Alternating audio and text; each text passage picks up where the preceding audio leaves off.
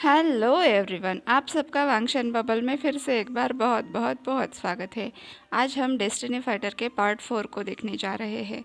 अब तक हमने देखा था कि लान चिंग को उसके माता पिता लेने के लिए आए हैं। अब देखते हैं आगे। बड़े ही भारी मन के साथ लान चिंग और लान युआन अलग हुए।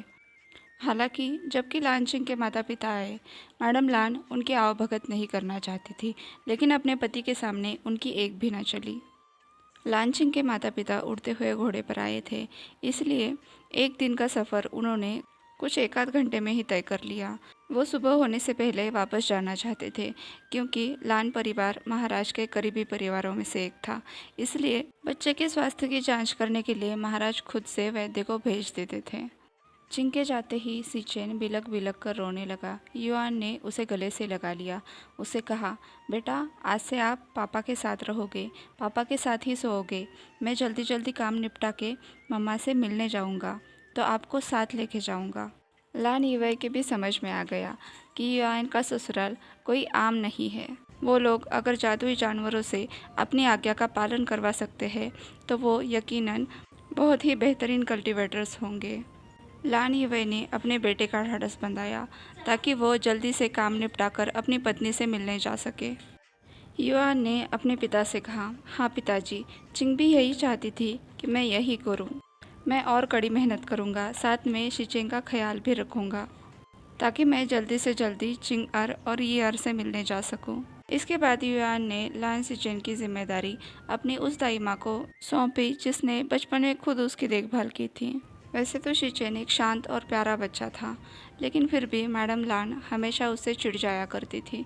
युआन अक्सर उन्हें समझाता था कि आपका काम सारे घर का ध्यान रखना है, आप सिचेन की चिंता मत किया कीजिए।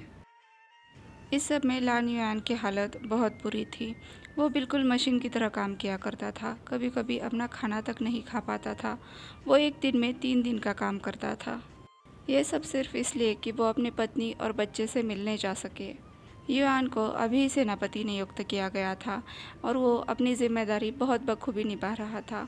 आखिरकार महाराज की समझ में उसकी मेहनत आ ही गई। सेनापति लान, आप बहुत ही अच्छा काम कर रहे हैं, महाराज ने युआन से कहा। महाराज सच में लान युआन के काम से प्रभावित हो चुके थे। महाराज की जय हो। मैं बस इतना कहना चाहूँगा कि मैं अपनी जिम्मेदारी निभाने के बाद अपनी पत्नी और बेटी से मिलने जाना चाहता हूँ। लान युआन ने अपने दूसरे बेटे को बेटी बनाकर दर्ज किया था। अरे हाँ, तुम्हारी पत्नी और बेटी चेंग समुदाय में वापस चले गए, लेकिन ऐसा उन्होंने क्यों किया? महाराज ने पूछा। महाराज, वो जगह शांत और सुंदर है। वहाँ पर मिलने वाला शहद औषधि से युक्त होता है, जो मेरी बेटी के स्वास्थ्य के लिए उपयुक्त है। साथ ही इससे उसका रंग भी निखर कर आएगा। युआन ने नम्रता से कहा, ठीक है, फिर मैं 1 महीने के लिए तुम्हें जिम्मेदारियों से मुक्त करता हूँ। जब तक तुम अपनी जिम्मेदारियाँ बखूबी निभाते हो और तुम्हारी यहाँ पर विशेष ज़रूरत नहीं होती, तुम हर 3 महीने में अपनी पत्नी और बेटी से मिलने जा सकते हो, महाराज ने कहा। युआन के चेहरे पर बहुत ही बड़ी सी मुस्कुराहट आ गई। उसने महाराज को झुककर प्रणाम किया, साथ ही इस विशेष उपलब्धि के लिए उनका धन्यवाद भी किया। युआन तुरंत अपने काम निपटाकर घर आ गया। घर आते ही उसने चांदी की तितली के जरिए चिंग को संदेश भिजवा दिया ताकि वो वहाँ पर उड़ते हुए घोड़े भेज सके। युआन जल्दी से जल्दी चिंग से मिलना चाहता था। उसने जल्दी से जल्दी नौकरों को अपना और सिचेन का सामान बांधने के लिए कहा। लगभग 3 महीने होने को आए थे जब उसने चिंग को आखिरी बार देखा था। तभी एक नौकर ने आकर बताया कि उड़ने वाले घोड़े यहाँ पर पहुँच चुके हैं। युआन ने अपने बेटे को गोद में उठाते हुए कहा, चिंग चिंग, चलो, तुम अपने माँ से मिलना चाहते हो ना? सिचेंग ने खिलखिलाकर हंसते हुए कहा, शिचेंग, बाबा खेलेंगे। सिचेंग इधर उधर कूदने लगा, अपने पिता को अपने छोटे से हाथों से लाइटली हिट करने लगा और कहा, बाबा जाना है, बाबा खेलना है। वो जल्दी से जल्दी बेबी के पास जाना चाहता था। युआन ने पूरी तरह से तैयार होकर अपने बेटे को अपनी छाती पर बांध लिया और उड़ने वाले घोड़े पर सवार होकर अपनी पत्नी से मिलने के लिए निकला। जैन पर्वत औषधि का भंडार था।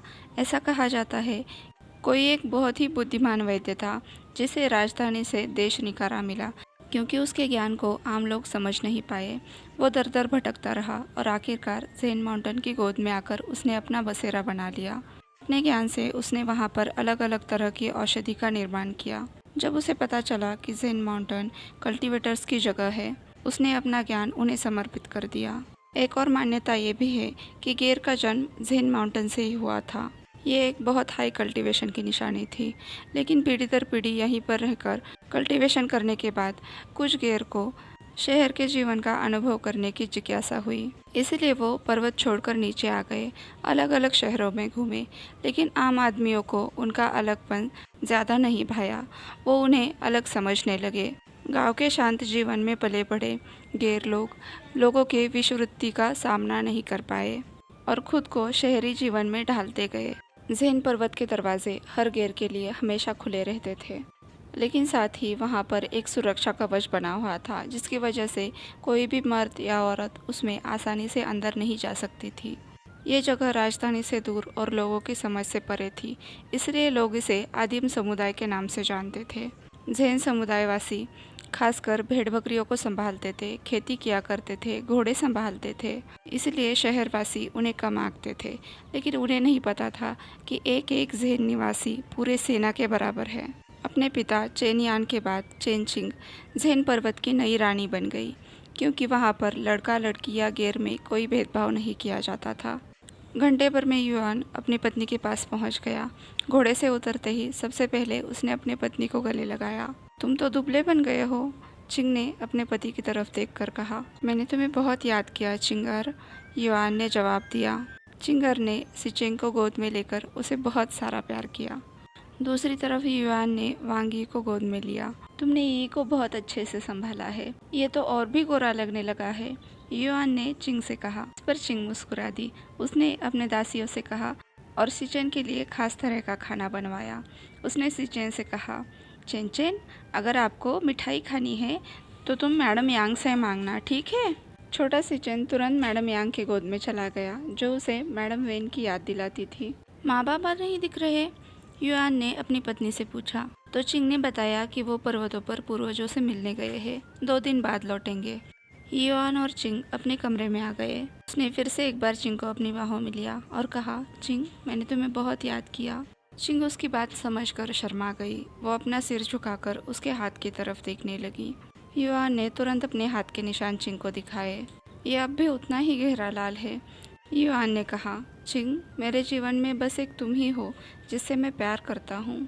चिंग ने मुस्कुराकर अपना सर युआन की छाती पर रख दिया। अगली सुबह चिंग और युआन पहाड़ों पर घूमने के लिए तैयार हो रहे थे। चिंग ने अपने छाती पर ईयर को बांध लिया था, वैसे ही सिचेन भी युआन के पीठ पर बंधा हुआ था। चिंग के माता पिता हमेशा ही समुदाय के कामों में व्यस्त रहा करते थे। वो चिंग को ज़्यादा समय नहीं दे पाते थे और अपने पति से बिछड़ने की वजह से चिंग हमेशा उदास रहा करती थी। इसलिए उसके माता पिता ने समुदाय की सारी जिम्मेदारी चिंग के ऊपर डाल दी, ताकि उसका मन काम में लगा रहे। जिसके बाद से चिंग को हर 2-3 दिन में गांव में एक चक्कर लगाना पड़ता था। हर चीज़ का हिसाब रखना पड़ता था। चिंग अपने पति और बच्चों को लेकर गांव में घूम रही थी। युआन के लिए ये सब बिल्कुल नया था। सुबह सुबह युआन ने घर पर काफ़ी सारे तोहफे देखे थे, जो उसके और शिचेंग के लिए भिजवाए गए थे। अब भी जब वो लोगों के बीच में घूम रहा था, लोग उसे काफ़ी सारे तोहफे दे रहे थे। ऐसा नहीं था कि लोग उसके या महारानी के प्रति अपनी वफादारी दिखा रहे थे या अपनी जिम्मेदारी समझकर वो तोहफे दे रहे थे। वो जो कुछ भी कर रहे थे वो दिल से कर रहे थे। उन तोहफों में उनका प्यार झलक रहा था। शहर में पला बढ़ा युआन कर्तव्य और जिम्मेदारी का हाथ निभाकर बड़ा हुआ था। उसे प्यार इतनी जल्दी समझ कहाँ आने वाला था। उसने चिंग की तरफ मुड़कर कहा, मुझे ईर्ष्या होती है कि इन सब के पास तुम हो। आगे जब वो ऊंचे घास से गुजर रहे थे, तब वो घास हवा के बहाव के हिसाब से झुक रही थी। उस घास को देखकर युआन को अपने सिपाहियों की याद आ गई। उसने चिंग से कहा, कितना अच्छा होता अगर मेरे सिपाही इस घास की तरह आज्ञाकारी होते। चिंग अपने पति के बचपने पर मुस्कुराती हुई बोली, इस घास से या मेरे लोगों से ईर्ष्या करने की कोई ज़रूरत नहीं है। ये सभी आपसे भी उतना ही प्यार करते हैं जितना मुझसे करते हैं। दिन गुजरते गए। युआन का मन पूरी तरह से ज़ेन गाँव में लगा था। उसने चिंग से कहा, मेरी इच्छा है कि मैं यहीं पर बस जाऊँ, कभी न लौटूँ। हम अलग ज़रूर हैं, लेकिन यहाँ पर जुड़े हुए हैं। उसने युआन के दिल पर हाथ रखते हुए कहा। युआन ने झट से चिंग को अपनी बाहों में भर लिया। तुम भी यहाँ पर हो, उसने चिंग से कहा। तभी युआन के पीठ के पीछे से आवाज़ आई, बोबो, यहाँ यहाँ। ये सीचिंग था जो अपने दिल पर हाथ रखकर कह रहा था कि उसका छोटा भाई उसके दिल में रहता है। चिंग ने युआन को घुमाया और सिचेन के गालों पर किस करते हुए बोली, तुम भी मम्मा के दिल में हो। सिचिंग ने फिर से यार की तरफ देखते हुए कहा, बू, यहाँ यहाँ। दोनों माता पिता अपने बच्चों को देखकर हंसने लगे। उनका पूरा दिन ऐसे ही घूमने में निकल गया। जब वो दोनों एक पर्वत के पास से गुजर रहे थे, एकाएक युआन को जोर का झटका लगा। ऐसा लगा उसे किसी ने जोर से छाती पर दे मारा हो। आ! चिल्लाकर युआन 2 कदम पीछे हटा। उसने तुरंत सिचन को अपने शरीर से अलग करके उसे टटोलना शुरू किया कि कहीं उसे तो कहीं पर चोट नहीं लगी। चिंग तुरंत उसके पास आ गई। उसे समझ आ गया था कि युआन को आखिर क्या हुआ है। उसने युआन से कहा, हस्बैंड, चिंता मत कीजिए, हमारे बच्चों को कुछ नहीं हुआ है। उनके अंदर मेरा खून बहता है और मैं इस जैन माउंटेन की वारिस हूँ। ये मेरी गलती थी कि मैंने पहले से इस बात का ध्यान नहीं रखा। जैन पर्वत पर ऐसे ही कोई भी अंदर नहीं जा सकता जिसके अंदर इस पर्वत का खून ना हो, सिवाय गैर लोगों के। एक अदृश्य शक्ति इस पूरी जगह को सुरक्षित रखे हुए है। तभी उसने अपनी उंगली काटी। ये तुम क्या कर रही हो? युआन ने परेशान होते हुए कहा। चेंग ने अपना हाथ युआन के होठों के सामने लाते हुए कहा, इस पर्वत के अंदर जाने के लिए तुम्हें मेरी खून की ज़रूरत पड़ेगी, इसलिए जितना हो सके उतना खून चूस लो। युआन को यह सब अजीब लग रहा था। उसने दुविधा भरे मन से अपनी पत्नी की कटी हुई उंगली अपने मुंह में ली। जैसे ही चिंग के खून का युआन के जीभ को स्पर्श हुआ, उसे एहसास हुआ कि उसके शरीर से एक बिजली दौड़ गई हो। चिंग ने मुस्कुराकर कहा, अब तुम भी ज़ैन पर्वत का हिस्सा हो। ज़ैन पर्वतवासी बहुत ही सख्त कानूनों को मानते हैं। तुम इसका हिस्सा बन गए हो, इसका मतलब अब से तुम मेरे साथ वफादार रहोगे। अगर तुमने किसी और औरत के साथ संबंध बनाने की कोशिश की तो तुम्हें हजारों तीर एक साथ दिल में चुभने का एहसास होगा। हंसते हुए चिंग आगे चलने लगी। युआन ने उसका हाथ पकड़ लिया और उसे अपनी तरफ मोड़ लिया। उसने चिंग के दोनों हाथ पकड़ते हुए कहा, मेरी जिंदगी में बस तुम ही हो। चिंग ने मुस्कुराकर कहा, हस्बैंड, मुझे भी ऐसा ही लगता है।